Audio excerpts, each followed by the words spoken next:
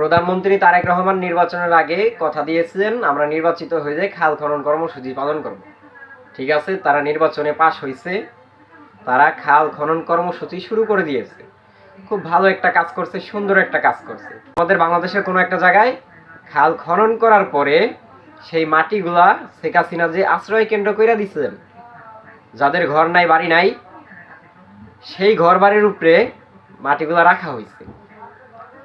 মানুষের উপকার করার জন্যই তো খালগুলো খনন করা হইতেছে, তাই না? কিন্তু সেই উপকার করার পরে যদি আবার মানুষের এইভাবে বাড়িঘর নষ্ট করে দেন, বাড়িঘর মাটি দিয়ে ঢাইকা দেন, তাহলে এটা আবার কেমন উপকার? এটা একটু বেশি উপকার হয়ে গেল না? এত উপকার তো বাংলাদেশের মানুষ চায় না আপনাদের কাছ থেকে। আসলে বাংলাদেশের হলুদ সাংবাদিকরা যে জায়গায় একটু নিউজগুলো ভালো ছড়ায়, ভিউ আসবে, সেখানেই দৌড়াদৌড়ি করে।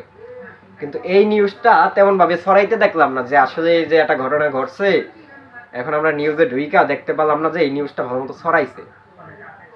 অন্য কিছু হইতো তাহলে দেখতেন যে বাংলাদেশের হলুদ সাংবাদিকের হিরিক পড়ে যেত এই সব জায়গায়।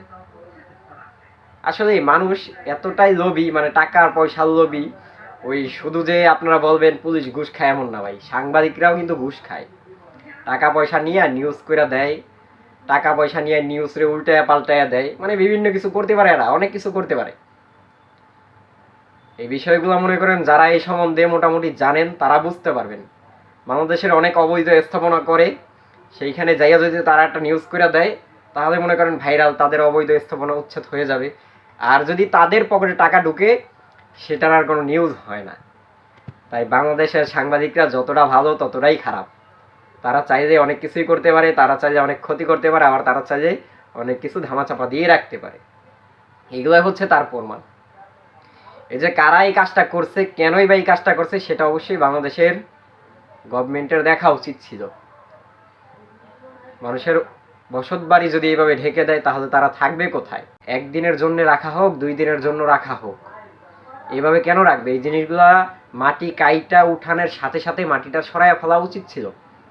সেটা তারা করে নাই, তার মানে ইচ্ছা করে এটা করছে। বুঝেন নাই? তাদের হাতে ক্ষমতা আছে, পাওয়ার আছে, তাদের লোকজন পাওয়ারে আছে, যা ইচ্ছা তাই করতে পারে। করেন না, সমস্যা কি? দেশের মানুষের ক্ষতি হয়ে যায়, অবশ্যই গভর্নমেন্টের মোটামুটি ক্ষতি হবে, এটা মানতে হবে। দেশের মানুষ ভালো থাকলে গভর্নমেন্ট ভালো থাকবে, মানে বাংলাদেশ সরকার ভালো থাকবে। সরকার ভালো থাকলে দেশ ভালো, দেশ ভালো থাকলে সরকার ভালো। এই সব কিছু আমাদেরকে মাইনা নিতে হবে। তাই আপনারা যে কাজটাই করেন না কেন, অবশ্যই বুঝে শুনে করবেন। একবার না 10 বার ভাববেন, যেন কারো জন্য কারো ক্ষতি না হয়। সকলে ভালো থাকবেন, সুস্থ থাকবেন। আসসালামু আলাইকুম।